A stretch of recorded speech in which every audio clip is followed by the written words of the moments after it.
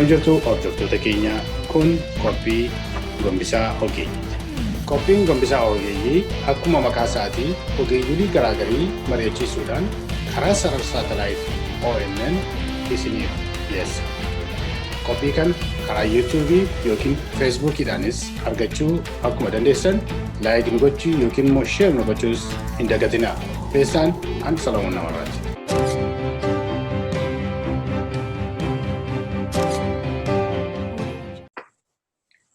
Akkam jirtu daawwattoota keenya baga nagaadhaan gara sagantaa ONN yookiin saatalaayitii ONN dhuftan isiniin jenna. Nagaa Waaqayyoo bakka isin jirtetti hunduma keessan akka qabu. Kun Qophii Gombisaa Ogeeyyiiti. Ani Solomoon Namarraati. Guyyaa har'aa kanaa keessummoota nama lama fudhadhee dhiyaadheetiin jira. Isaanis obboleessi koo Obbo Tasfayee dheeressaa. Obbo Tasfayee dheeressaa isin iyyuu ni beektu. Asuma ONN irratti sagantaa garaagaraa irratti yeroo isaan hoostii godhanii akkasumas immoo biyya keessa irra turanii keessaa iyyuu bara rakkinaa sana keessa gaazexaa urjii irratti editor in chief yeroo turan irratti yeroo haala Oromoo irratti baay'ee akka isaan hojjechaa turan Oromoo hundumtuu ni beeka. Obbo Biyyoos akkasuma ni beektanii. Obbo Biyyoo yeroo baay'ee yeroo garaagarii dhiyaatanii Obbo Guutuu Biyyooti dhiyaatanii waliin maree garaagarii gaggeessaa turre waa'ee Oromoo irratti. Isaan Awustiraaliyaa irraati nu quunnamanii. Kanaafi akkasin wajjin turtan abdii qabna. Egaa guyyaa har'aa kana dhimma bilbiltuu harma yeroo kana Oromiyaa keessatti gaggeeffamaa jiru keessaa iyyuu waa'een naannoo Buraayyuutti gidduu kana boombiin dho'ee maal akka fakkaatudhaa fi mootummaan naannoo Oromoo yookiin immoo biiroon komishinara waajjira Oromiyaa ibsa isaan karaa Feesbuukiitiin OBN'tiin baasaniidhaa fi poolisiin Oromiyaa maal akka isaan jedhan waliin ilaallaa. Sababi isaanis maaliif akka isaan kana dubbii kana xaxanii gara sanatti geessan obboloota wajjin waliin mari'an. Inni kan biraan baay'ee edda waggaa tokkoo fi walakkaa olitti kan baay'ee nama gaddisiisu tokko yeroo garaagariitti dhaabii ODP'tiinis haa ta'u deeggartoota isaaniitiin dhaaboleen garaagarii muuxannoo hin qabanii biyya bulchuu hin danda'anii. Kanaafi isaan caakkaa keessa turanii biyya alaa turanii isaan nuti biyya bulchuu beekaa innaa filaman biyya hin geggeessan jedhanii karaa garaagariitiin holola garaagarii yeroo isaan oofan hin argina jechaadha. Kun dhugaadha moo soba? Ofii isaaniif muuxannoo isaan qaban maali? Waggaa 27 turan keessatti muuxannoo isaan qabaachaa turan maali? Waggoota tokko walakkaa kana keessatti muuxannoo isaan qaban maali? Maal fakkaata? Ofii isaanii muuxannoo isaan qabanii muuxannoo irra kaan irra caalamu isaan gadi. Isa jedhu irratti waliin haasofna jechaadha. Baga nagaan nutan obboloota ko. Baga nagaan nu eddi Solomoon. Tole egaa mee Obbo Tasfayee sirraan jalqabaa ati keessaayyuu waa'ee kana irratti waa'ee Shira ODP yookiin immoo mootummaan Itoophiyaa duris yeroo yaada geejjinis TPLF jinis hojjetaa turan tataa turan ni beektaa gadi fageenyaan gaa'eedhaan hojjechaa turte. Yeroo sanatti boombiin garaagaraa rakkina garaagaraa dho'eedhanii lafaa kaasanii namoota nagaa magaalaa Finfinnee keessaa funaananii hidhaa turanii. Ijoollee baay'een bakkee keessatti yeroo isaan ajjeefamaa turanii quba qabdaa hundumti keenya quba qabna.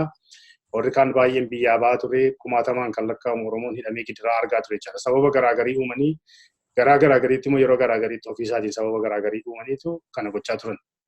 Keessaayyuu anaafatti ni beeknaa yeroo nuti hidhamnee turre nama 65 maanguddoon waggaa 85 iyyuu keessa jiru turanii. Sababa akkas kana fakkaatuun dubbii sobaatiin yeroo isaan gidirsaa turan ture jechaadha.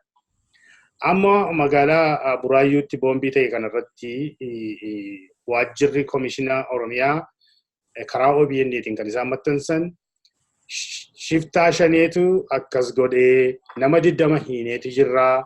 Isaan kaan immoo funaanaati jirraa. Kana shiftaa shanee jedhanii maqaa balleessii maqaa xureessii isuma kaleessa ofummaa isaanii kaleessa turan. Maqaalee jijjiirrannee irradanii OPD irraati ODP yeroo jijjiirratan amma hojiin isaanii waan hin jijjiiramne fakkaata karaa tokkoon. Karaa tokkoon immoo poolisiin naannoo Oromiyaa komishineriin obbo Haayiluu Baqaaduu kan jedhamuun karaa BBCtiin kan isaan gabaasan hanga ammaatti sababii boombiin sun dho'eef hin beekamu eenyutu akka dhoose hin beekamu. Namni hidhames hin jiru kan isaan jedhanii karaa BBCtiin afaan Oromootiin dabarsan dhageenyeeti jirra jechaadha. Mee akkamitti ilaalta mee kana mee? Galatoom Solomoon. Jalqaba maqaa haqa jeelfannu warraan gurra jirus ta'ee jedhanii uummataa fi addunyaa iyyuutti waliin na'uu yaalaa jiran tokko anaaf ammayyuu wanti hundumtuu ihaadik. So gadi dami saddeettan darbanitti odeeffaadha yookaan opiidiyoo kaleessaati adeeffaadha waan tokko ihaadigi maan maqaan isaa wahaati aangoorraa bu'eeraa badeeraa wanti jiru aangawootuma muummicha ministeerichaa dabalatee aangawootuma mootummaa kana kootii gochuu yoo barbaachise muummichi ministeeraa mataan isaanii jijjiiramni kun mataan isaatu ihaadigaawidha jedhanii nutti himaniiru. Aangawoonni isaan jala jiran hedduu isaanii ammallee wanti biraatu nafini abiyyootaawi dimookiraasiin iyyuu akka jirutti adeemaa jira. Egaa imaammata poolitikaa ihaadig yookaan addaawiti isee kana qajeelee fudhatamuun barbaada. Isaa ijoolletti qabnee xiqqoo ishee hiriira ihaadig keessaa jaarmuliin arfan xiqqoo hiriira jijjiirratanii kun shakkiin qabu wahaat naanna'ee dugda duuba ijaajjee odeeffaa kan opiidiyoo kaleessaa fuulduratti fidame kunis immoo waliigaltee akka ta'e aangawaadhuma ihaadig tokko Geetaachoo Raddaa kootii gochuudhaa fi walgahii guyyaa 17 irratti kanarratti wal finnee waliin mari'annee waan tokko gochuu qabna jennee jijjiiramni kun akka mul'atu murteessine reshufflingii hiriiraa kana waan hunda isaa gabaabumatti akka jedhanii sana kana qajeelfanii darbuu qabna. Kana wantan kaaseefi wanti hundumtuu wanti ta'aa jirus waggaa tokkoon darbe kanas kan agarre kanarra sargaadhu kan arguuf jirrullee muuxannoo waggaa 28 ihaadig keessatti horatame barnoota ihaadig keessatti baratame barnoota ihaadig wal barsiifate kan immoo uummattoonni biyyattiis beekanu kan addunyaanis beekuudha. Isumatiyyuu hojiirra oolaa jira ammayyuu tarii kan biraas kan kaafnu jira waa'ee filmaataati tuqxeettaansinee kaafnu irratti muuxannoon waggaa 28 kun achirratti illee akkamitti akka mul'achuudhaaf adeemu. Isa kana irratti was deebine bara ihaadig jalqabuma 92-93 irraa kaasee waa'ee boombiin dhoonku keessaa Finfinnee keessatti bakkoota biraattis daddarbee hedduu sababa sanaatiin namoonni guuramanii hidhamanii lakkoofsan qabanuu fakkeenyuma gaarii garuu isuma nurra ga'e kanuma addunyaa illee ajaa'ibsiifate tokko. Isa waan naannoo makkanniisaatti ta'e wanti sun nuuf egaa waan jireenya keenya keessatti sin irraanfanneedha. Nam tokko dippiloomaata Neezerlaandii natti fakkaata naannoo sana jiraata. Bakka diraamaa suuti dalagame sana jiraata. Hundumtuu yeroo reefuu hojii dhaabee manatti galuudhaanis reefuu mana ga'uudhaaf adeemaa jira. Jalqaba fiishka akka arbiitara kubbaa miilaa akka daanyaa kubbaa miilaa fiishka afuufee tapha jalqabsiisuutiyyuu tiraafikii kallattii hundaan qax godhanii dhaabanii jedhe. Sumarraa afaan isaatiin dhageenya kun. Achiin tiraafikiin citee wanta itti barbaadan sana taa godhanii raawwatanii fixanu ammas akka immoo daanyaa kubbaa miilaa tapha fiishkaadhaan raawwachiisu immoo hundaa immoo afuufanii tiraafikiin gadhiifamee hin kutanii. Sana keessatti guyyaansaa guyyaa facaasaati.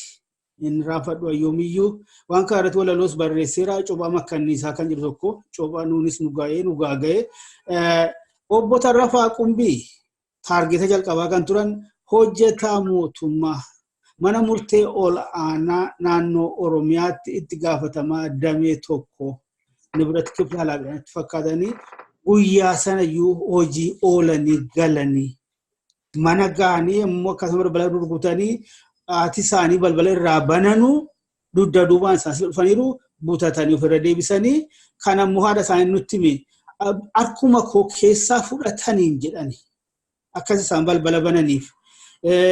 Ani amma awwaalcha isaattuu dhaqee faana bu'eera waan sana hundasaa achi Obbo Tarrafaa Qumbii wajjin gobbaa qeerroo tokko Tasfayee Kumsiisaa kan jedhamu kan biraa immoo Obbo Ahilamaaram Caalaa agartee tataa Solomoon baatii 6 booda bakki isaan bu'e kan wallaalame yeroo sana sammuu keessa rukutamanii feent kan godhan booda erga isaan ubbaranii kaan immoo qabanii maakalaawidhaa karchalee sun aannesan dhumarratti fidanii nutti dabalanii yaadatta nama sadan kana rukutanii Obbo Tarrafaa Qumbiitiif Tasfayee Kumsiisaa achumatti du'anii kana maal jedhan egaa galgala miidiyaalee to'atan hundarratti waanuma eenyuuf liqinfamne shiftoota ashabbaarota onag hidhachiisee magaalaatti bobbaase.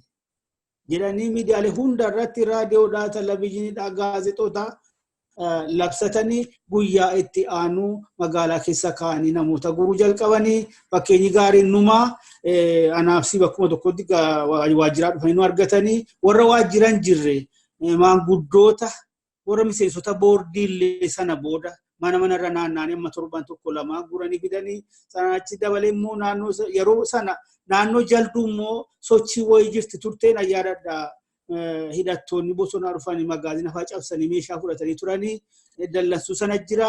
Naannoo sana ammoo gara 35 kan nuti hin beekne waan nama ajaa'ibu as keessatti himannaan nurratti dhiyaate gara nama 65 taana terrorizimii waan hidhayyuu mootummaa irratti ol kaka'u terrorizim chaarjii nu godhanii namoota sana keessaa kan wal beennu qubaan kan lakkaa'amnudha. Garuu namoonni 65 kun wal ta'anii abaarii maaloo jedhamanii kaayyaa akka waliin dalagan jedhanii himannaan sun dhiyaate haala sanaan keessaa waa hunda caalaa urjii isa dhumaatiif ukkaamsuudhaaf karaarraa maqsuudhaaf itti gargaaramanii wanti sun karaa hedduu dhagaa turre dippiloomaatota irraa akka isaan qophii irratti qophii guddaa keessaa dippiloomaatiin tokko kan yeroo isaa fixee gara biyya isaa deebi'aa ture tokko poostaa tokko iskoosh teeppiidhaan ashagee naa kaayee adeeme yeroo adeemu sana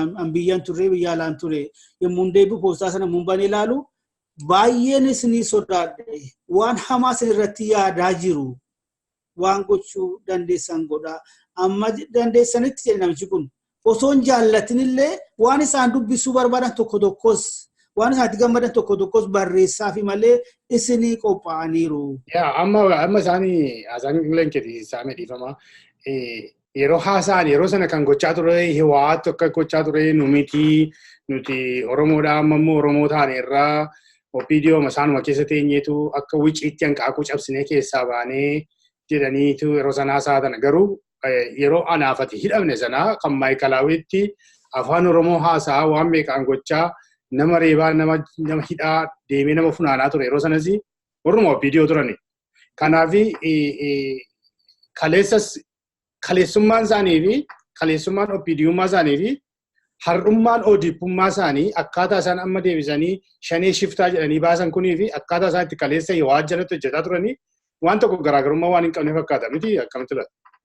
Isaan jedhaadha kan waan waggaa 28 kana hunda baratameedha muuxannoo walirraa fudhatan barnoota walii kennaa turanidha. Karaa biraatiin ammayyuu haaluma yookaan tooftaadhuma ihaadigi ittiin biyyatti bulchaa tureetiyyuu itti fufee jira. Karaa isaa shanee jedhamee kanaan gaasila sana onag jedhan yeroo sana ashabbaarii onag bobbaasedhanii isa waa'ee shanee waan tokko na yaadachiise waan walittis kakaafne natti fakkaata.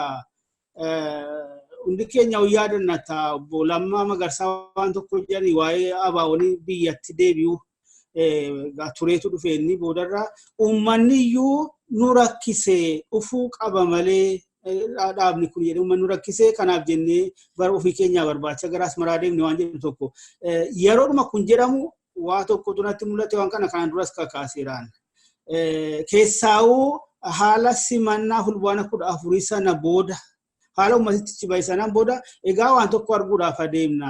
Ani malaan malchanii akkuma 92-93 sana dhaaba kana karaa adda addaatiin dhiibbaa irratti godhanii geemiidha ala gochuudhaaf adeema malee karaan jarri dhaaba kana wajjin waliin socho'uun jiraatu. Sanas immoo baatii 2-3 keessatti argine kan akka obbo Gammachuu ayyaanaa fa'aa qabuudhaan itti fufee amma gabaabaadhumatti olaalle mana hidhaa keessayyuu fakkeenyaaf Sanqallee 4,000 hanga 6,000 irra caalaan isaanii miseensaaf deeggara adda bilisummaa Oromootu kan ofeekoo.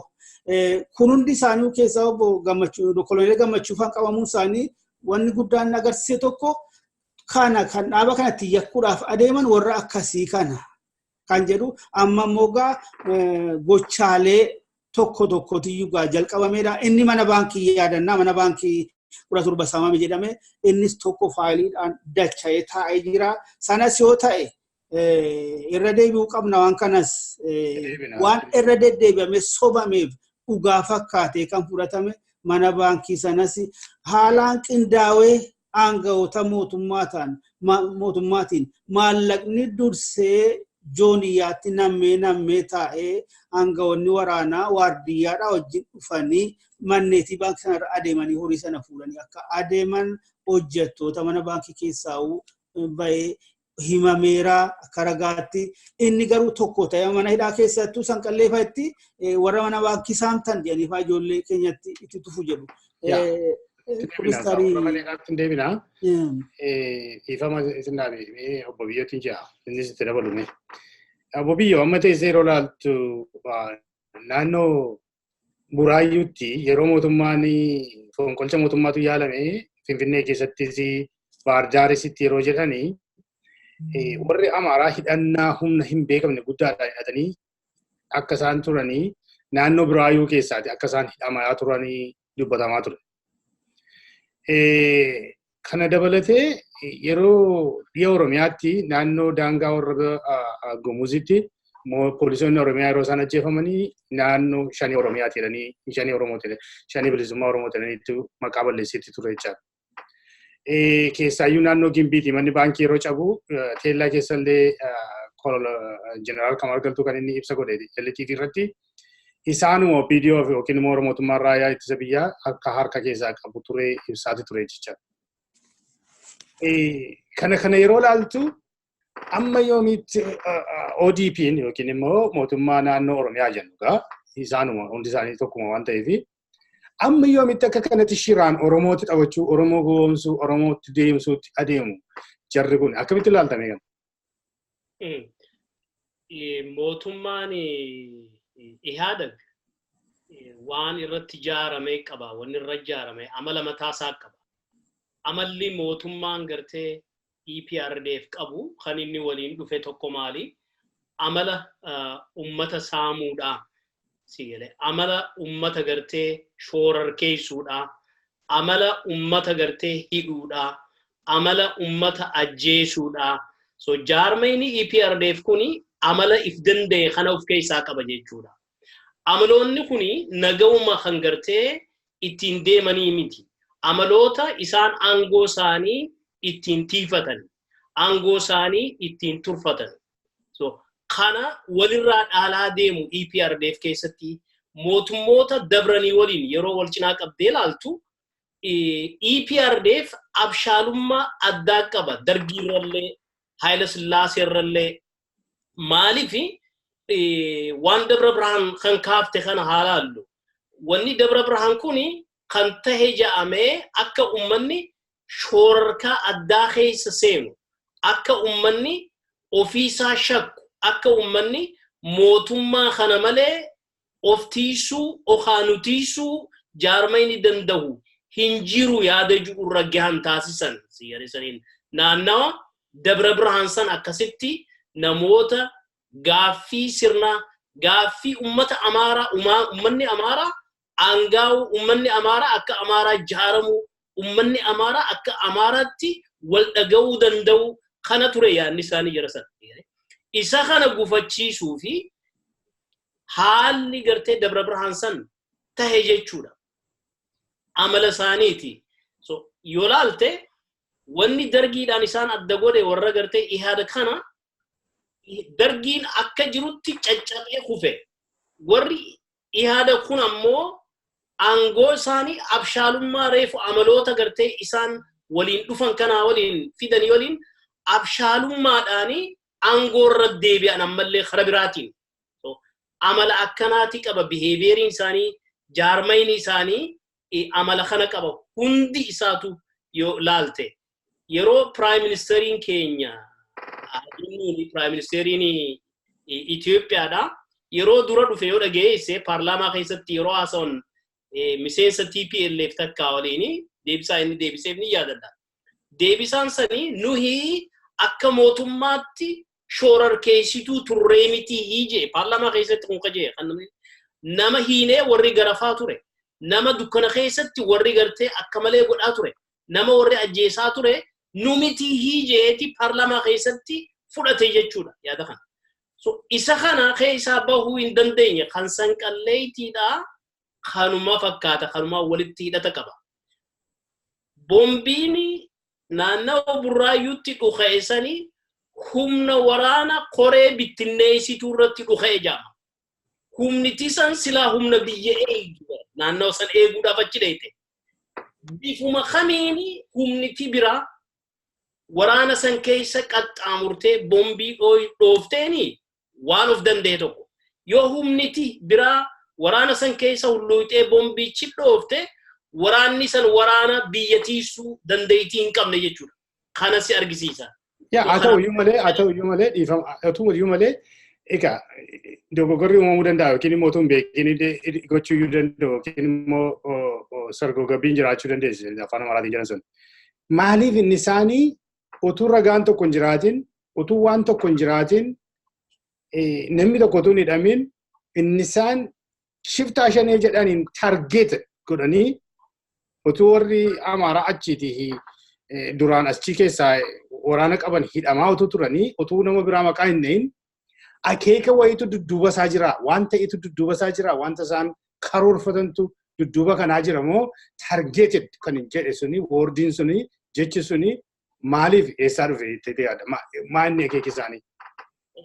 Jechi shanee jiru kun siigalee karoora gartee mootummaan abbaa irreedhaa biyya san dhufu hundi kan ittiin faayida'u waan tokko kan uummata gurguratu qabaachuu irra jira.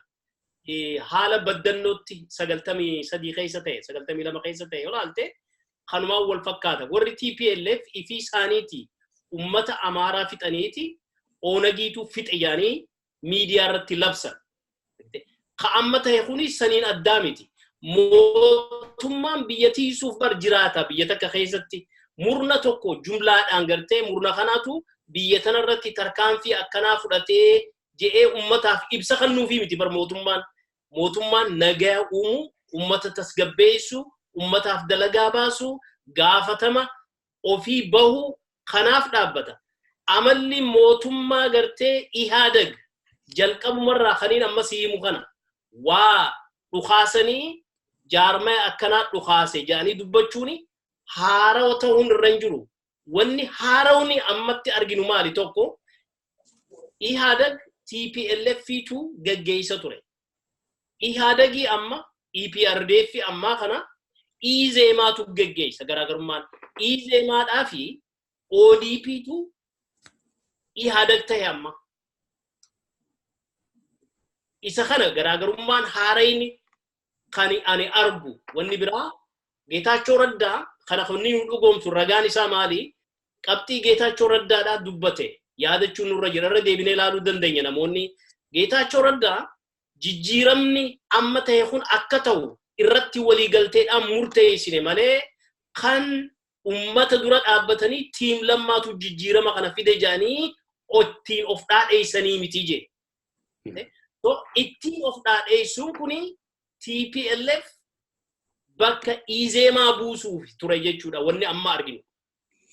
Tolega, mee Tasfayee mee ati akkamitti ilaalta yeroo masqala daawayitti bakka Dr. Abiy jirutti boombiin noo'e Oromoodha yookiin adda bilisummaa Oromoo dudduuba jira. Wanti ta'u hundumtuu Oromiyaa keessatti wanti ta'u. Baankiin saamamuunis ofuma isaanii balleessanii Oromoodha. Ammas Buraayyuu keessatti utuu namni tokko hin hidhamin, utuu ragaan tokko hin jiraatin, abbaan darbate utuu hin beekamin, targeted wanta jedhe sun sababii dudduuba jiru maal election isa dhufu moo kan dudduuba sana jira. Isaafiti lafa jala cirachaa jiru moo isaan yookiin immoo maqaa jijjiirran OPDO irraa ODP jijjiiramuu sanatu soba moo yookiin ol fakkaachuu sanatti akkami amala isaanii kan jijjiirrachuu akkamitti dadhaban immoo moo lamaanuma isaati mee akkamitti ilaaltan? Wanti kun xiqqoo ishee bosonattuu nu deebisaami seenaa isaanii isa bosonattuu nu deebisaami waan ammaa irratti himamu hundi keenya quba qabnaa dubbii haawuzenii Hawwaati duuba gortee diraamaa qindeessitee akka dargitti immoo odeeffannoo sobaa ergitee dhumaatiin akka amma sana akka qaqqabu taasiftee maaliif godhameen gabaabaadhumatti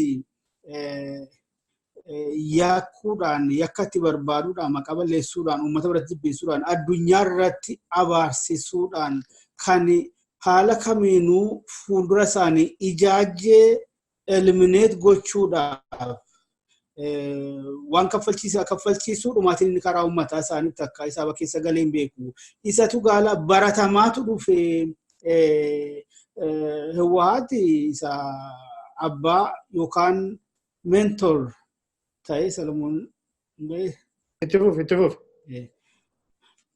Hawwaati akka barsiisaa akka abbaa waan hundaa akka abbaa muuxannoo akka abbaa beekumsaa ta'e isa qicaafii dhufee jarri kun gaaggarii 28 guutuu waliin hojjechuu waan qoosaa miti irra caalaan isaanii immoo sammuu ijoollummaatiin sammuu dargaggummaatiin iyyuu itti seenanii kan wanni biraa keessa hin jirre jechaadha.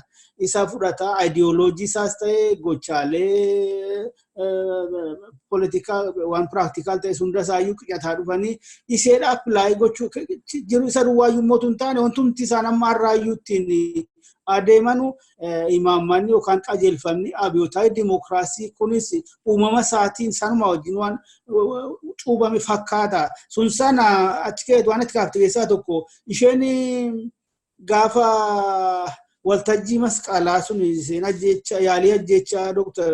Muummicha Ministeeraa irratti yaalameedhaan sun xiqqoo isheeyyuu adda isa ammaa kanarraa isa walitti taanee dhufaa jiru kana fakkeenyaaf akka saamicha mana baankiitii fi isa ammaa boombiin ka'uu kanarraa isheen sun yeroo sana adda bilisummaa Oromoos ammallee waan biyya hin geenyee fi akkuma tarii inni gargaaraa laata jedhameetu waanuma itti dibame fakkaata. Sanaan achitti immoo irra caalaattuu mootummicha utuu hin taane warra iyyuu mootummichaa alaa warra qabsoo Oromoo fi adda bilisummaa Oromoo akka diinaatti ilaalantu irra caalaa afarsaa ture.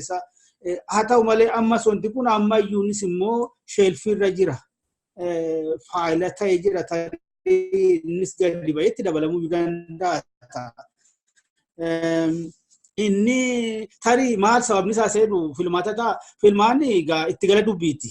Haa ta'u malee jarri kun wantu amma silas kakaasaa kan ture ammas kan irra deemnee jennu jarri kun kanuma haala kamiinuu isaan dura dhaabata jedhanii ilaalanu kan akka diinaatti ilaalanu kan danqaatti ta'anii ilaalanu keessaa immoo yeroo akka ammaa kana yeroo baay'ee critical ta'e kana yeroo Ihaadig waliigalatti survival irratti amaa jiru kana badiirraa of oolchuu irratti dadhabaa jiru kana maaliif xiqqoo ishee bakka jiran kanarraa sochoonanii wanti hundumtuu waan garagaggaluu fi waan amma yoo naa raawwatame hundaa fi itti gaafatamuutu dhufaa. Kanaaf haala yeroo ammaa kana survival irratti gadi ta'anii hojjechaa jiran kanatti kamtuu kan akka danqaatti ilaalame kan akka diinaatti ilaalame kan isaan wanticharraa bakka jiran kanarraa isaan dhiibuudhaaf yaaddessaa ta'e hundumtuu karaa danda'ameen fallitti barbaadamee karaarraa maquu qaba eliminate ta'uu qaba. Kan adda bilisummaa Oromoo gaafuma biyyatti deebiinsaa beekamerraa kaasee eenyuyyuu kana waan shakkumatti fakkaatu odeeffaan yookaan opiidiyoon kaleessaa waliigalatti Ihaadig adda bilisummaa Oromoo wajjin hojjechuudhaaf biyyatti akka hin galchine waan danda'ame hunda godhanii otoo danda'ame otoo filmaatichi hin qaqqabin amma wanti hundumtuu hedduu jira jedhan yakka kana qofa miti. Isheenumti dhaaba gara biraa maqaa wal fakkaataadhaan uuman kunillee paartii diraamaa kanaati. Kan biraas hedduutu jira. Hunduma maani everything at their disposal isa jedhan san waan gochuu danda'a hunda isaa waajjiraalee bakka adda addaatti akka hin bananne gochuu ishee banamte immoo cufuu. Waa'een Oromoon hidhamu amma wantisaa addunyaan waan hidhaa jira. Isa waanuma irra deebiin iyyuu hin qabnu 4,000 amma 6,000 sanqallee qofa jedhu mooraa waraanaatti. Exactly the same environment. Duraanis 93-94 mooraalee waraanaa kanneen akka Hursoo, Dhidheessaa, Bilaateetti guurame. Hundumtuu walitti qabamee filmaataan ga'uu baatanus itti gallisaa isa ta'us waanuma danda'ame godhamee karaarraa maqsu. Karaarraa maqsuun tapha ala gochuu. Isumatti adeemamaa kanaaf wanti dhugaa. Ifama tu qabxii sattanutti hin darbini I think internetiin keenya rakkina qabaataadha. Obbo Biyyoo mee akkamitti hubachuu qaba uummata Oromoo qaxa shira uummati OPDO'n geggeessaa jirtu kuni utuu qabxii sattanutti hin darbin uummata Oromoo akkamitti hubachuu qaba itti yaadame. Irraa kaasii nuti godheefta. Hedduu ulfaataadha. Haalli uummanni keenya keessa jiru haala akkaan rakkisaadha. Jireenyaan akka malee uummanni keenya gartee miidhamee jira. Karaa gartee qe'eerraa buqqifamuudhaan uummanni keenya miidhaan hamaan irratti geggeeffamaa jira. Akka gartee uummanni keenya wal quba qabaatee jaarmee akka tokkotti akka hin dubbanne karaa adda addaatiin facaasuun kuni gartee bifa qindoomina qabuun deemaa jira. Wanni uummanni keenya gartee walii akeekuun dandahamu, wal gargaaruun dandahamu, aktiivistoonni Oromoodhaa afaan tokko dubbachuu dandahu yeroo diinni yeroo uummanni Oromoo miidhaman miidhaan isaanii kan abbaa biyyummaa isaan dhabuurraa madde tahuu hanga mirga hiree murteeffannaa isaa uummanni keenya dhugoomsutti miidhaan kun akka irraa hin dhaabbanne afaan tokkoon aktiivistoonni Oromoo dubbachuu danda'udha. Kuni uummata keenya karaa tokko qabsiisuu danda'a. Uummanni keenya akka yaada faca'aadhaan gartee hin deemne taasisa. Gariin mootummaan keenya ja'a amma keessatti yeroo miidhaan Oromoo irratti akka maletti geggeeffamaa jiru kana keessatti yeroo nafxanyaan akka maletti if jaartee masaraa Minilik keessatti murteessoo ta'an kana keessatti mootummaa Oromooti yaadajuu Oromoon garii dubbachaa jira. Isa kana qalbiidhaan ilaaluun barbaachisaadha. Oromoon maal buufachaa jira? Maal dhabaa jira? Wal dhibdeen rakkoon balaan geggeeffamtu hundi maaliif Oromiyaa keessa taatee waan jiru mootummaa Oromiyaati warri jiru kuni deebisuu irra jira jechuudha. Kana kan walii dhaamnu. Talaga Tasfayee achumaan itti fufiiti Oromoon akkamitti shira isaan hojjetan kana eeguu qaba ofirraa eeguu qaba sana jedhutti gabaabsiiti. Akka miidiyaan OBN amma kiddoo kana OBN International jedhanii North Americaatti banaa jiran. Credibility isaanii affecting godhu utuu ragaa hin qabaatini utuu ragaan sun dhiyaatin eenyu akka ta'e sirriitti utuu hin dubbatini gadi baasanii kana miidiyaa irratti afarsuun isaanii akkamitti ilaalame? Shira kanarraa ofii guusheen jettu xiqqoo rakkisaadha. Waan fedhayyuu haa ta'u malee haalawwan akkasii irratti hubannoo gahaa argachuun garuu hin gargaara jedhee nama Obbo Solomoon wanta iyyuu kaasuu barbaade dhaloonni inni arra jiru kun dhaloonni keessaa qabsoo bilisummaa Oromoo keessatti gahee guddaa adda durummaan fuulduratti bahee fudhataa jiru kun dhaloota bara 92-93 tarii yoo dhalatan daa'ima kan ta'an kaan immoo kan iyyuu immoo dhalatinidha. Kanaafuu haaluma waliigala diraamaa akkasii kanarratti jalqaba amma xumura isaatti akkamitti akka adeemu hubannoo gahaa argachuun baay'ee gargaara fakkaata. Saayikooloojikaalii yoo qopheessuu, sooshaali yoo qopheessuu, maaliif gaagama guddaa waan fiduuf.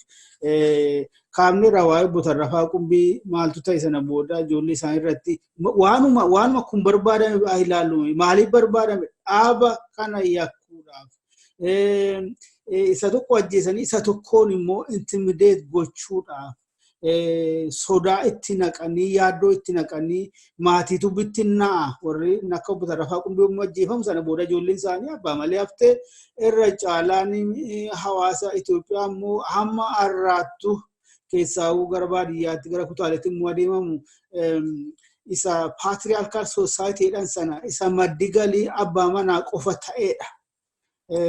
Abaarotuma keenya keessaa hedduu yaadachuu dandeenya. Solomoon obbo Ashabbiroonchoo fudhadhu ammas deebi'anii hidhamanii jiru. Moojini waggaa 4 sana ta'anii isa akka obbo Warquu Mul'ataafaa fudhadhu. Yommuu inni hidhamu ijoolleen isaa waa tokko waanii malee kan hafte. Tokko kana gochaaleen akkasii kan isaan raawwataman adda durummaatti jaarmolii yookaan humnoota yookaan qaamolee akka diinaatti ilaalanu eliminate gochuudhaan alatti warra miseensota deeggartoota qaamolee akkasii immoo amma danda'ametti jireenya bittinneessanii sodaa akkasitti naqanii doorsisuudhaan harka kennisiisuu yaaluudha. Asirratti wanti ka'uu qabu akka sanaan namni sun hundi guurame akka waliin beeknu walitti guurame galgala sana yommuu gochaan sun raawwatame ashabbaarota tarmii barbaadamte sana laakuun sarmii mana murteetti ittiin himannaa uumuudhaaf barbaadamteedha. Onag astaatqoo wada katamaa yaasamaarraachoo ashabbaariyo jedhan isaarraa kan ammoo shiftoota shanee maqaan maatariin godhu baay'ee shaneedhaanii maaloo jedhanii uumamati waa'ee isa kamii akka isaan dubbataa jedhafatti beekama shiftoota shanee jedhame kakaafni irra isaa waa'ee saamicha mana baankii shiftoota jedhame kan biraas hedduusa haala kanaan walitti guuranii waan nama gaddisiisu keessaa namoota jireenya mataa isaanii karaa karaatti waan jedhan kana namoota ijoollee guddisan kan haala kanaan walitti guuranii himannaa akka sanaatiin himatame maaltu ta'e waggaa 4 booda. Warrumti nuuni reebichaanis tolaanis odeeffannoo information sobaanurraa guuranii ashabbaariidhaan himatan suni waggaa 4 booda lakkii himanne iyyuuti yaadatati kana Solomoon namtichi adda durummaan investigator ta'e qorataa ta'e yookaan qormaata namoota kana hundatti gaggeeffamaa ture coordinate godhaa ture mataan isaa mana murteetti dhiyaate lakkii nuti himanne iyyuuti akkas jenne jedhe. Badii hidhamuu isaanii iyyuu hin beeknu ele. Badii kana hunda qaqqabsiisanii booda maleedhaa sana keessatti namni akka salphaatti dhukkubsatee du'a arras kana ta'aa jira ijoolleen warri sanqaleetti guuramtu kanatu eeggataanii kan duraa jirus ta'a. Egaa humna qaama waan isaaniitiif isaan yaaddesse sana sarvaayivaalii isaaniitiif keessaa haala ammaa keessatti isaan yaaddesse sana karaarraa maqsuudhaan alatti kana kan uummanni keenya gaachee barachuu qabu. Kuni diraamaa barame waan ta'eef akkuma wanti kun ta'uu jalqabeen isa darbee fi isa ammataa jiru walitti riileet godhee keessaawuu yeroo ammaa kana wanti guddaan nu arginu tokko isa kan OBN kanas dabalatee kan biraas hojiin guddaan hojjetamaa jiru hojii ololaa uummata burjaajessuu irratti xiyyeeffate. Hanga tokkos immoo burjaajiin akka uumame hubataa jirra. Hanga tokkos immoo uummatichi akka gargar qoqqoodame argaa jirra. Hanga tokkos immoo qeerroon faanillee akka yaadaanis ta'e waanidhaan akka gargar qoqqoodame argaa jirra. Haala akkasii keessatti keessaa'u hubannoo jalqaba amma dhumaatti wanti kun maaliif akka ta'aa jiru hubatanii irratti odeeffannoo walii kennuun wal jijjiiruun sheer gochuun waliin mari'achuun waliin haasa'uun wal jajjabeessuun baay'ee barbaachisaa fakkaata.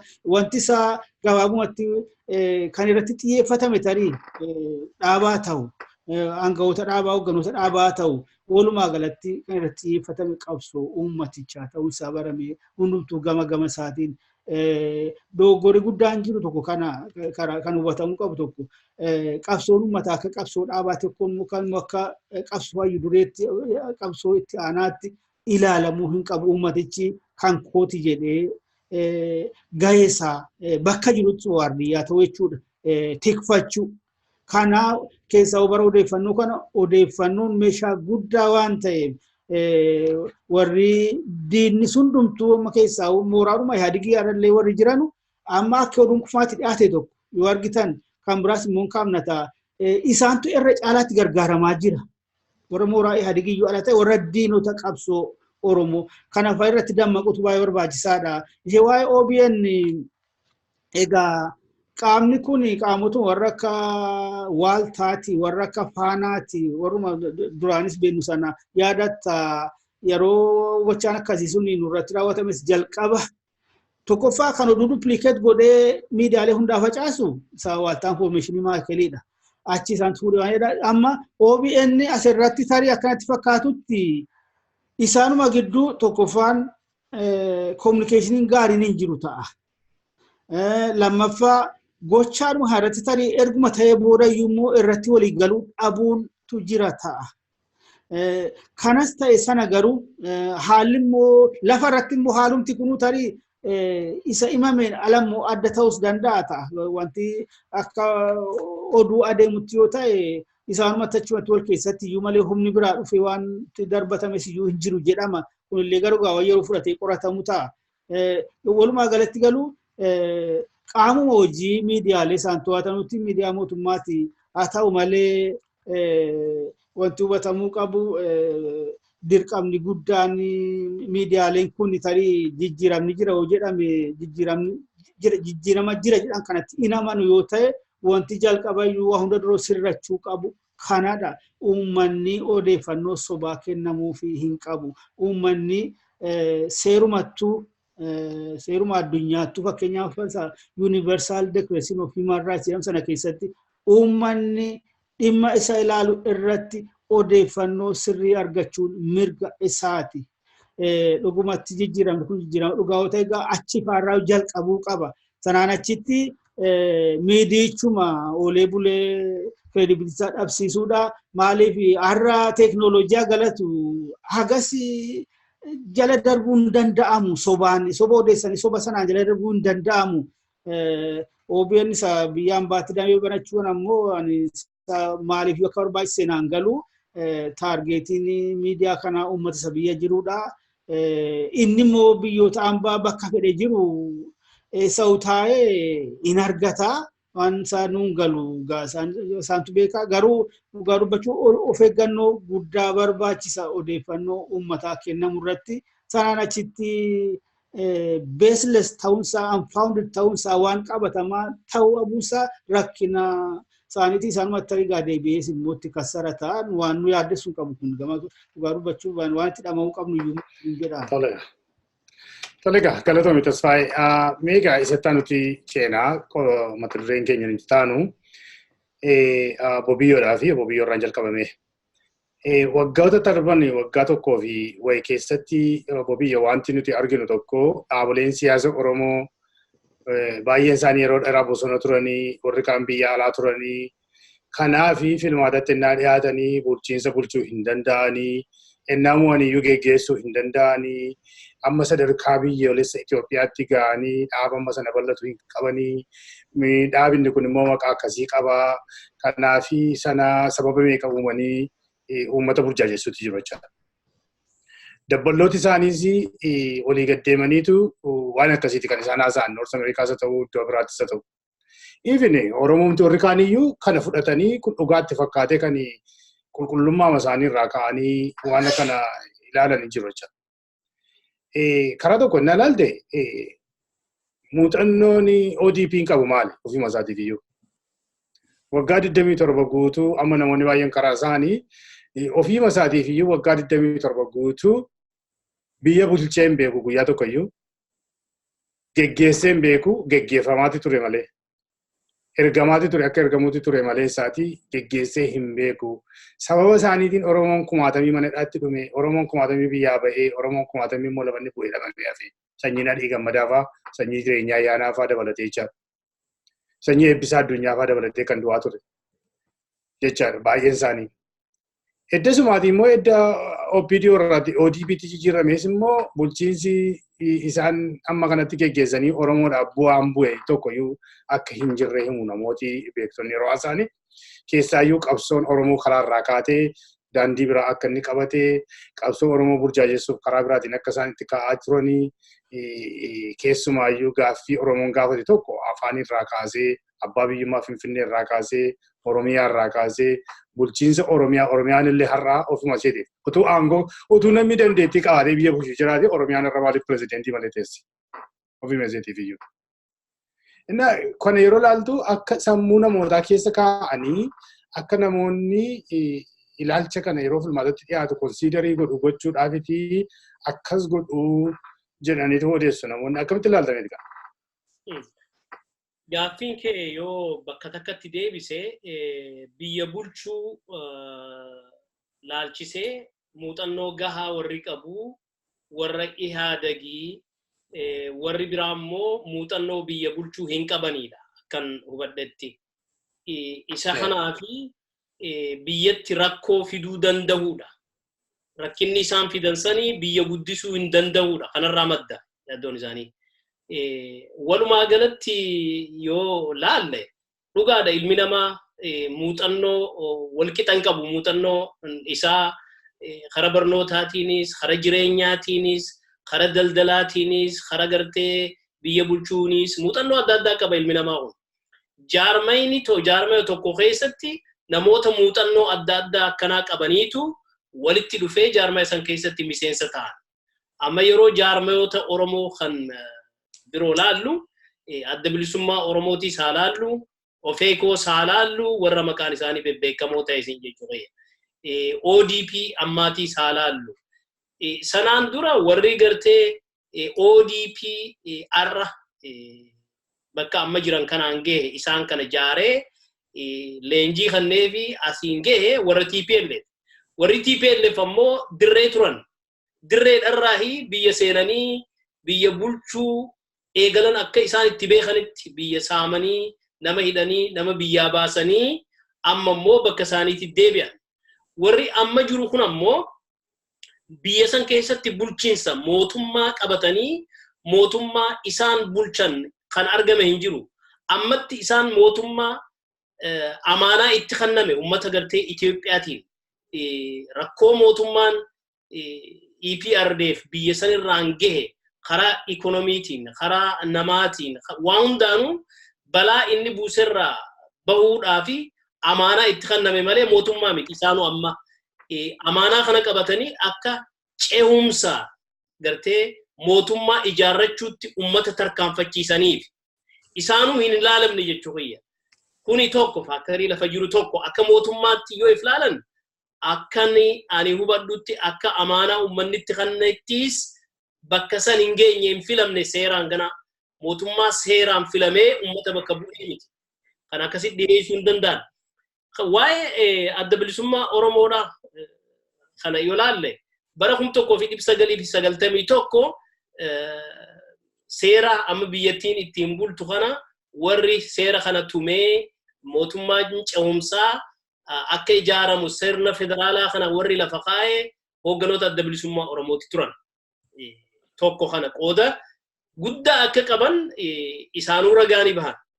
Yeroo amma mootummaa ceehumsaa kana karaa fidmaataa uummata tarkaanfachiisuu irratti ammoo road maappiin ODP'tti kenname karaa Gimboot 7 obbo Andaargaachoon hoogganni gartee deemaa kan ta'e amma Professor Birhaanuu Naggaa waliin road maappii biyya tana ittiin geggeessan kan Prime Ministeriin Itoophiyaa yeroo amma hojiitti hiikaa jiru road maappii nuyi kennine jedhanii dirreetti dhaabbatanii ibsanii jiran. So isa kana lakkii keenyaan deemaa jirraa jedhee dubbataan Prime Ministeriidha yookaan dubbataan waajjira Prime Ministeriidha dubbataan ODP'dha hin mormine. So hanga hin morminitti road maappiin amma biyyattiin ittiin deemaa jirtu warra biyya bulchee ilaalameen osoo hin ta'in warra ganaa filmaataaf of qopheessaa jiru road maappii isaaniitiin biyyatti geggeeffamaa jirti jechuudha.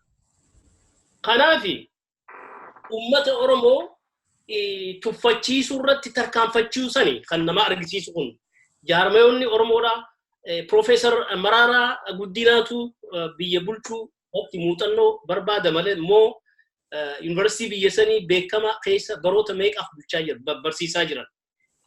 Obbo Baqqalaa Garbaatu hin dandeettii san hin qabaanne karaa kafaa'ootiin karaa shaneetiin eenyu kan gartee sadarkaa amma isaan jiran kanatti ummata kana geggeessuu hin danda'an jaanii kan ilaalaman maali hojiidhaan walin laalle gana conclusionii akkanaarra ge'uuni isaaniifillee gaarii miti biyyaafillee gaarii miti ummataafillee gaarii miti ummata addunyaa warra biyya san gargaaruudhaaf hiriira galeefillee gaariin ta'u biyya opposition gahummaa hin qabne qabnaa jedhanii labsuun kuni isaaniif gaarii miti politika isaaniitiif kan warra mormitoota dhiisiiti. So kana sirreeffachuu yoo danda'anii hegeree isaaniitiif ni gargaara jeetiin laala.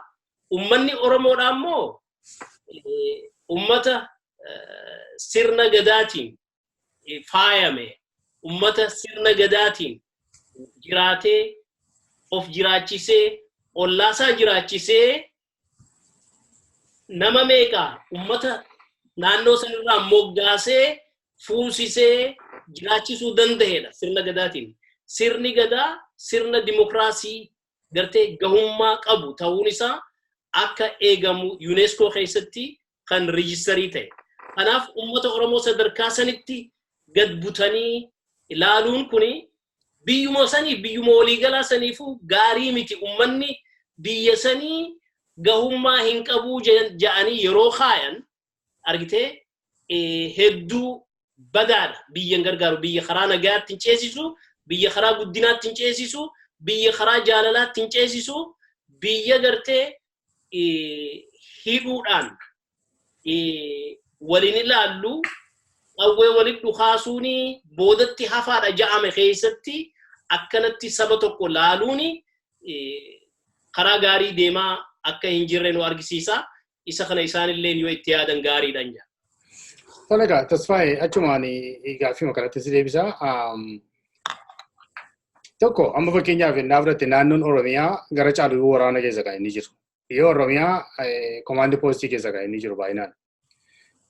Dhiyoo Oromiyaa seenaa biyyattii keessatti waggoota dhufan waggaa lama keessatti beelli guddaan akka ga'u himamaatii jira. Boorana keessi Gujii keessa akkasichaa. Oromiyaa iddoo hundumaa keessaa namoota hidhaa jiran.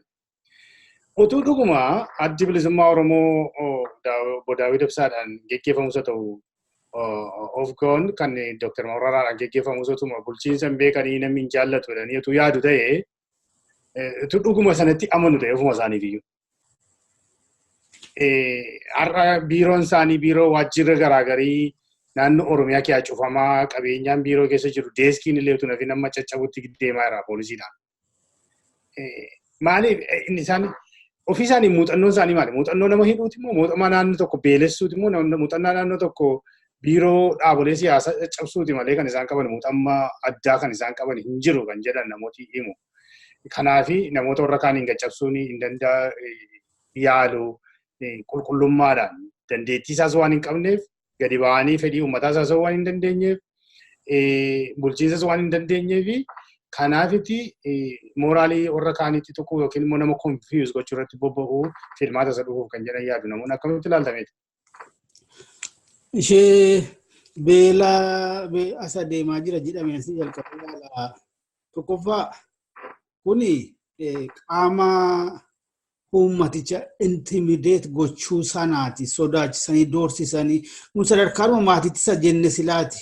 Abbaa manaa the only breadwinner of the family irraa hidhanii maatii bittinneessuu yookaan warra hawaasa sana keessatti bakka namni sun jiraatutti sodaa facaasuu amma immoo miidiyaadhaan gattaamee uummaticha dursanii yaaddoo keessa galchuudhaaf yoo danda'ame ilaalchanni qabsoo isaa irratti qabu jijjiirsisuu kana wajjin wal qabatee waan nama kawalchisu tokko aangawootuma isaanii keessaa isa tokkotu dubbataa ture Abbabaa Garasuu isaan jedhaman kanaa laata itti gaafatamaa dhimma nageenyaati mootummaa naannoo Oromiyaa keessatti walgahii tokko dhataa dubbatu uummata Oromoo dhihaatii birmachuu qabnaam jedhan uummata Wallaggaatii birmachuu qabnaam jedhan uummanni kun har'a nagaadhaan bahee galuu danda'a hin jiru waan nama gaddisiisu haala kana eenyutu uume dhuguma isa isaan shiftaa jedhanu isa hidhatee bosonatti hafetiyyuu uummata karaa adeemuu dhoowwaa jira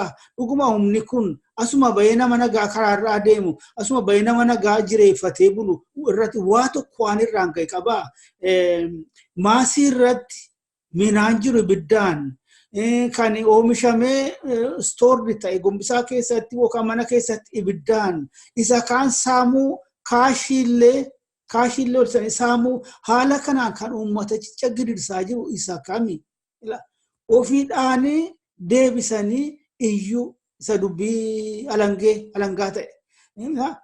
Kana walumaa galatti galuu qaamuma isaa uummaticha karaa adda addaatiin sodaa keessatti naqanii sodaa itti naqanii harka kennisiisuu yaaluuti yaadaan. Ishee kana jedhanii isa gara waa'ee filmaataa jedhamee waa'ee uummati dhaaboliin muuxannoo qabanuu beekumsa qabanuu kan itti gaafatamummaa fudhatanii biyya bulchuu inni kunis waggaa 23 waggaa 24 dugda duubatti nu deebisa. Tokkoffaa seenaa biyya kanaa keessatti akkuma bara mootummaa Ihaadig kan waa tokkotti hin qabne, kan barnoota hin qabne, kan muuxannoo hin qabne, kan namoota gahaa hin qabne, kanumti wal guree tokkicha dhufee aangoo qabatee biyyattii kana irratti bulchaa ta'ee jiraate hin jiru. Bara Haile Sillaasee sadarkaadhuma konyaa isaa awuraajjaa jedhan sana bulchuuttuu namoota digirii qaban fayyadama ture.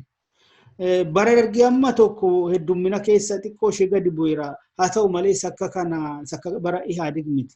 Kan Ihaadig kan qaamaan beennu fakkeenyaaf amma bakka hojii an hojjetaa tureettan fakkeenya gaarii guddaa bakka guddaadha. Ministeera beeksisaati, televezyiinii Itoophiyaati. Bakka beekumsi barbaadamuudha. Warri itti gaafatamaa ta'anii ramadaman fakkeenyaaf itti gaafatamtoota dame deesk jedhama. Deskii Amaariffaa, deskii Tigriffaa banamee, deskii Oromiffaa banamee, deskii Ingiliziffaa jira. Itti gaafatamtoonni deskii kanaa guyyaa barcuma itti gaafatamaa sanarra taa'u.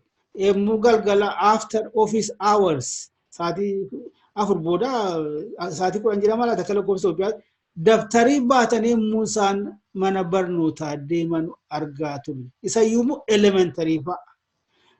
Kan barate jedhameeti yoo caalaan isaanii gaa booji'amtoota waraana Dargiiti warra biheeraayyuutti dinnaa fa'i.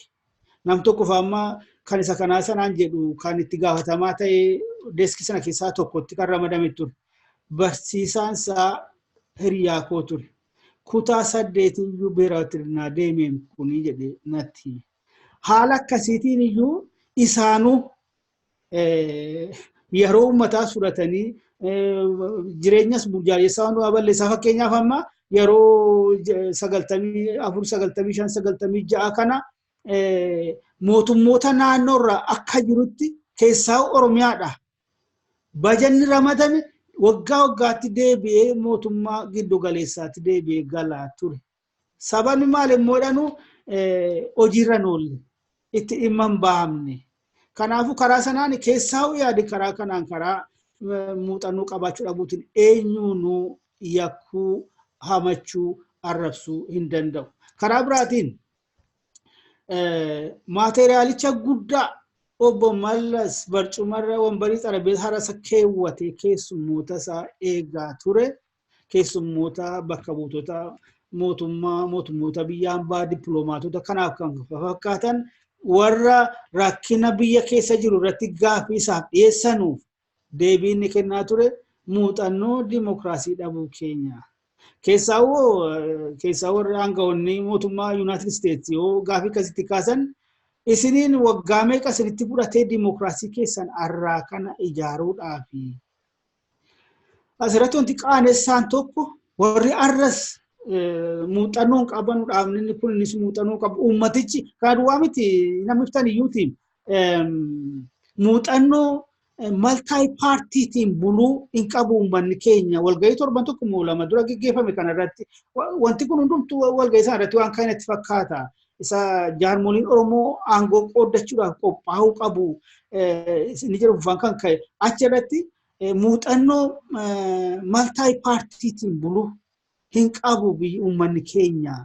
Isuma muuxannoo dimokiraasii hin qabu. Sana isa obbo Abdallaan kaase irratti wal qabsiisee waan maanguddoon Oromoo tokko jedhaniin iyyuu fakkeenyaatti kaasuu barbaada asirratti. Ambaasaadara Itoophiyaa, ambaasaadara Yuunaayitid Isteetsi warra turan keessaa tokko Dr. David Shin beektataan fakkaata Solomoonii naanna'u yeroo baay'ee dippiloomaatonni Yuunaayitid Isteetsi Oromiyaa keessa walumaa gala biyyattii keessa naanna'u. Ambaasaadara kanatiyyuu gara dhiya Oromiyaa kana naanna'aa turanii Jimmatti jaarsa tokko wajjin ta'anii haasa'u. Quba qabdaati jedhu kun yeroo baay'ee deeman odeeffannoo nurraa fudhatanii adeemuu nama quunnaman kana fa'aa eenyuun quunnamanii koontaaktii nurraa fudhatanii adeemuu yeroo deebi'anus immoo waamanii immoo waan argan fa'aa nutti himu turan. Haala kanaan dhagaye waan kana. Maanguddoo Oromoo tokkoyyuu Abbaa Rashaad jedhamu nuti nan beekaa. Haasofsiisu ambaasaadar David Shin. Egaa rakkina jira yoomiyyuu gaayidamii 8 guutuu ammarraatu akkuma kanatti Oromoon hidhamuu bakka adda addaatti manni barnootaallee hidhaa ture waajjiraaleen mootummaa hedduu kana jiraayyuu egaa haala akkasii kanaaf haalli maali jettanii yaadduu jedhee ambaasaadar David Shin gaafatu Abbaa Rashaad kana. Fala sanaan jettanii jedhan jaarsi meewaa biraa dhiisaati. Isuma isinuu waan kana kaasee kana dura isinitti fakkaata. Isuma isin mataan keessaniyyuu nama tokko sagalee tokko jettan sana akka hojiirra oolfannu nu gargaaraati. Sana booda isinuu hin argitu. Jaarsi kun elementary school kan fixanii miti karaa amantiitiin barnoota gahaa qabu malee academically modern school kanallee waan faana bu'an miti nan beekaani bareechee personally. Isa obbo Abdallaan jedhe kana innaa ummata keenyaaf dimokiraasiin aadaa isaati jennu kana of jajuu miti kun. Isuma dhugaati isa practically mul'achaa turedha. Isa researcheroonni beektonni hedduu ragaa ba'anidha. Garuu maal walirraa iyyuu qicama muuxannoon walirra yaade walumarraa fudhataa deemaa ture isuma jenne sana isa yakka ofii isaaniitii akka diraamaatti uumanitti uummata guuranii hidhanus isa immoo addunyaadhaaf uummatichas ittiin afaan faajjessuuf yaalan kanas isa soba akkasii kanas walumarraa fudhatan isa mallas jedhaa turedha. Isumarraa baratame warruma isa keessatti leenjifamedha keessaa warra maakuu warra ijoollummaan itti namee keessatti guddatedha. Kana wanti nama dhibu garuu asirratti wanti nama ajaa'ibu waan muummichi ministeeraa kun biyyattiidhaaf waadaa seene keessaa inni tokko seenaa biyyattii keessatti takkaa kan mul'atee hin beekin filmaata walaba ta'e geggeessina. Kun jedhameera yoo ta'e asirratti hin sobne yoo ta'e shakkii hin qaban yoo ta'e kan murteessu uummata yoo ta'e dhugumatti akka barsiifatanitti tarii korojoo hatuun hin jiru yoo ta'e warra sagalee kennu sababa adda addaatiin dantaa adda addaatiin minaaniin maaliin gowwoomsanii gara ofitti deebisuun hin jiru yoo ta'e doorsisanii gara ofitti deebisuun hin jiru yoo ta'e deeggartoota hidhanii kan warra mormitootaa hanqiqqeessuun fi sagantaan hin jiru yoo ta'e yoo uummanni kun dhuma filmaata walabaan dhaaba barbaaduu fi sagalee wayyabaan sagalee kennee filee yoo akka seeraa feera biyyattiitti dhaabni tokko majooritii argatee mootummaa uumuudhaaf ga'e maal inni yaanni filmaata qooddachuudhaaf aangoo qooddachuudhaaf qophaa'u qabu jaarmoliin. Tasfayee achumaani sa'aatiin nu jalaa daqiiqaa 3 turnu hafe gabaabsiitii daqiiqaa tokko keessatti oduun biyyootti hin darbini opiniyoon muuxannoo qabu amma biyya bulchaa jiru gabaabatti. Akka barsiifatanitti akka yaada keessatti barsiifatanitti ittuma jiru kanuma kan guyyaa guyyaatti argaa jiru kan ammoo fakkeenyas akkamitti kunoo jiree uummata jiree nagaa qabanii hidhanii waan sobaatti uumanii yakkanii guuranii hidhuu isa karaa sirriidhaan karaa ta'uu qabuun argachuu dhabani karaa hin malleen argachuuf yaaluu dantaadhaan kennaadhaan maallaqaan haala kana kan amma tokko yoo miti gaammallee guddataa deemaa jira deeggaraa kan wantoonni nutu ta'aa jira jedhee walitti ba'ee harka rugutee sirbee weeddisee maanni biyyi nagaadha jedhee kan faarfatee faarsee adeemu isa kana hundi saawuu isuma waggaa 28 guutuu baratame barsiifame isuma argaa jirra kanaan achitti isuma amma waggaa tokko walakkaa ta'aa jira amma waan muummichi ministeeraa kun waadaa seenee fi sagantaa baafadhe jedhe keessaa tokko fakkeenya akka hin dinagdee arginu isa waggaa arraa caalaa arra mashaqaan isa hin jirre ta'e diib adeemaa guyyaa waa'ee liqaa gabaasa torban kana illee irratti baheera. Torban kanatti deemina sa'aatiin na jalaa sokkee dhiifama guddaa jini. Kanaafuu gabaabsiiti. Isuma argaa jirra isatti fufee kanaaf iyyuu immoo jireenyis mashaqaatti waan isaa deema wanta akka fakkeenyaaf si kaasuu barbaade tokko gabaasni dhiyeenya kan dhiyaateera qaama faayinaansii addunyaa kamirraa biliyoona meeqa akka ta'e idaa irratti idaan alaa akka adeemaa jiru biyyattiin kana booda liqaa fudhachuu kan dandeenye wanti hundumtuu akka istakdi ta'e adeemuudhaaf jiru walidhee wanta qabame ta'uudhaaf akka jiru kanaaf waanuma fooyya'u argaa hin jirru isuma waggaa 28 baratame waan ta'eef wanti adeemsifamaa jiru yookaan akka itti adeemamaa jiru isuma sana waan ta'eef irra caalaatti gabaasa irratti kormummaan kun irra caalaatti piroopaagandaa irratti kana ta'eera sana ta'eera. Obbo Biyyoo gabaabaatti mee Opinion biyya bulchaa jiru dandeettii qabu hin dandeettiitti jiru moo jiran kanuma qofa gabaabsi malee. Gaaffii bareedaadha. Garuu gad fageenyaan laaluun barbaachisaadha. Warri ODPdha biyya bulchuu ni dandahamoo hin dandahanii. Jaarmayoonni biraa immoo biyya bulchuu muuxannoo hin qabanii isa juurraa kan madde gaaffiin kun.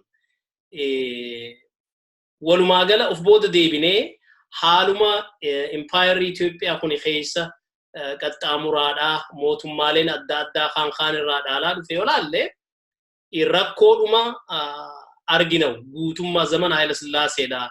Dhumaatii uummata Walloo rakkina barnoota kana yeroo laallu gaafa dargiidha rakkinni kana jaamne biyya san keessatti gaggeeffamaa turu.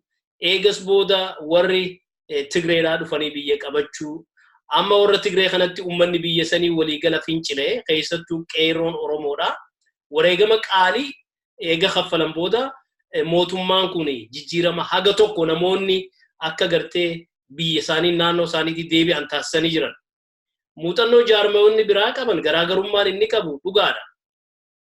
Addi bilisummaa Oromoo aangoodhaa fi miti kan qabsaa'u addi bilisummaa Oromoo ummata Oromoo aangeessuuf warri ofeekootiis ummata Oromoodha aangootti ol fiduu fi abbaa biyyummaa ummata Oromoo dhugoomsuuf kan qabsaa'an. Warri amma aangoo harkaa qabna jedhani sanii miti galiitu gargar nu godha. Muuxannoo galiiti kan garaagar nuhi dubbachuu dandeenyu. Aangoo isaanii tiifachuudhaaf iyyee gaaffiin ummata Oromoodha akka fashaltu akka gaaffiin ummata Oromoo fiixa hin baane akka gaaffiin ummata Oromoodha deebisaa hin arganne taasisuudhaaf jaarmayoonni akka adda bilisummaa Oromoo muuxannoo biyya bulchuu hin qaban jedhanii ummata burjaajeessuu keessa seenuun isaanii waan haaraa ta'uun irra hin jiru. Ummata keenyatti illee ummatoota biyya san keessa jiraatan maraafu inni tokko gaaffiidhamu muuxannoodhuma gabaabaa tokko yoo laalle amaanaadha itti kenname jeetiin jira reefu jalqaba irratti. Amaanaan itti kenname tokko wareegamni qeerroodha ulfaataan kan itti kafalame afaan Oromoodha afaan federaalaa godhuudha. Isa sanuun deebifne amata tokko guutuu afaan Oromoo akka hin baranne taasisuu irratti tarkaanfii adda addaa fudhachaa dhufuu isaaniiti argama. Amaanaa itti kenname sanii'u sirnaan bakkaan gahuu hin dandeenye jechuudha.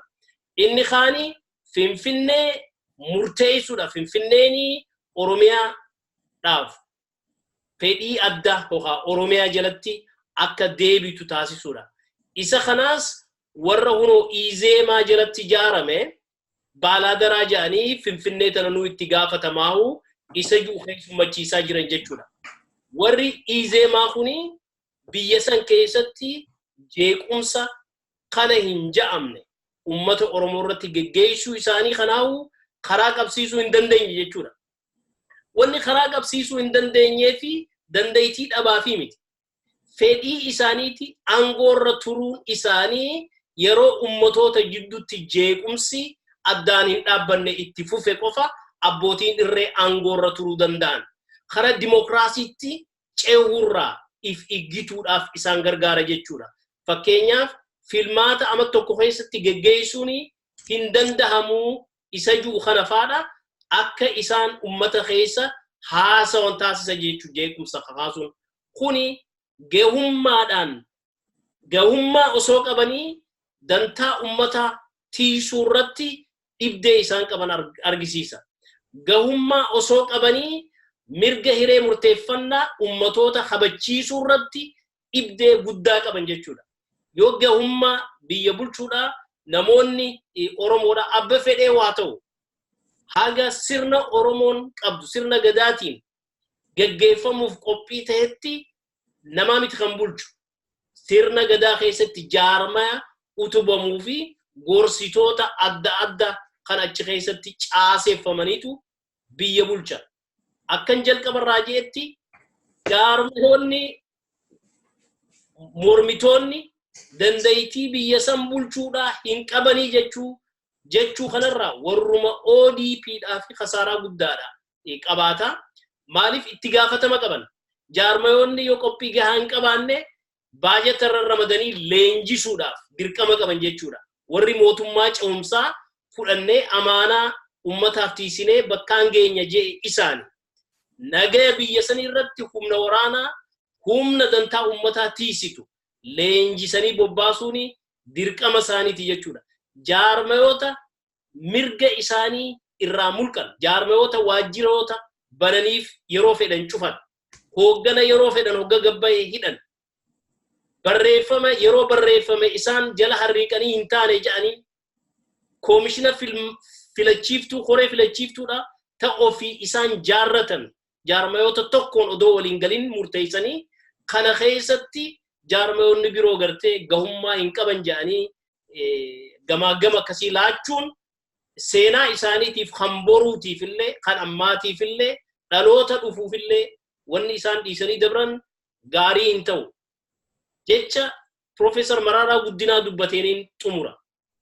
Profeesar Mararaa Guddinaa jalqabarraa yeroo dubbatu Oromooni masaraa Minilik ol seentu takkaa of balleessiti, takkaa ummata Oromoo balleessiteeti baddi jaan.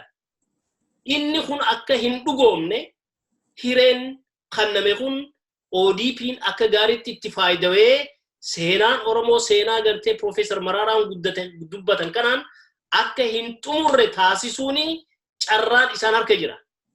Carraa Oromoo miidhuudha osoo hin ta'in carraa Oromoof gartee hiree banuudha. Carraa Oromoo gartee waraanaan bulchuu osoo hin ta'in carraa Oromoo sirna gadaatiin bulchuudha.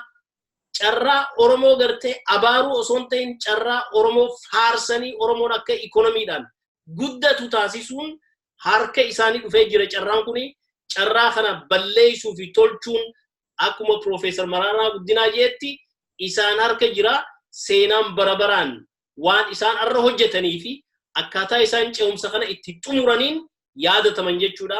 Fayyaa ta'e.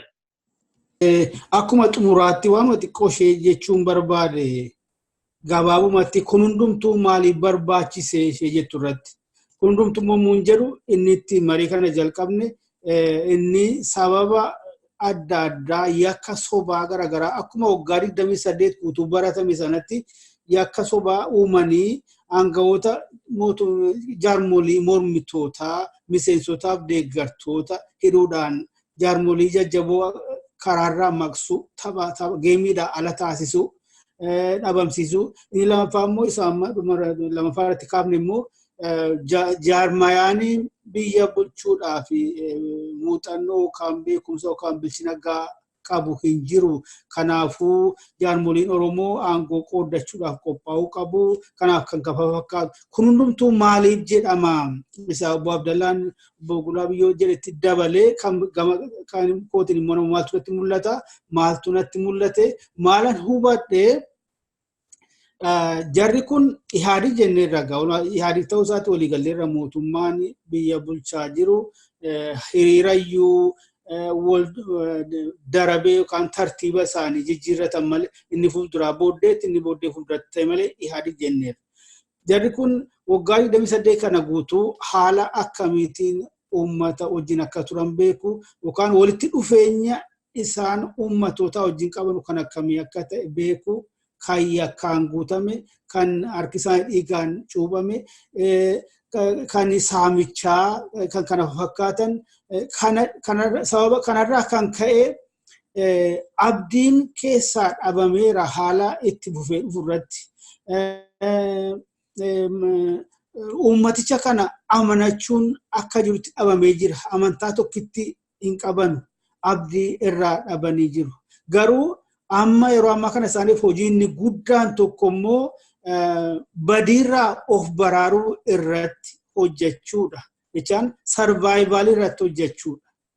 Kana keessatti egaan yoo akka jirutti akka barsiifatanitti waliinis dhahamee korojoonis hatamee warri sagalee kennus doorsifamee filmaata mo'achuun tarii hin danda'amu ta'e blend goonee sakaanii wajjin wal maknee wal fakkaannee yeroo dabarfachuu qabna sarbaabaalee keenya itti fufsiisuu qabna akka jirrutti yoo ta'u baatellee hanga tokko isheetu kanaafi tarii haalli kun dirqii waan ta'uuf kanarratti immoo uummata amansiifachuun barbaachisaa ta'a walis amansiifachuun barbaachisaa ta'a kan jedhu akkaataa kana wal qabatee immoo gochaaleen jaarmolii mormitootaa jajjaboo irratti godhamaa jirus tarii isaan irrattis karaa adda addaatiin immoo dhiibbaa irratti godhanii yaada kana fudhachiisuudhaaf yaada isaa aangooliin qooddachuu qabna jiru irratti yaada kana karaa indirectly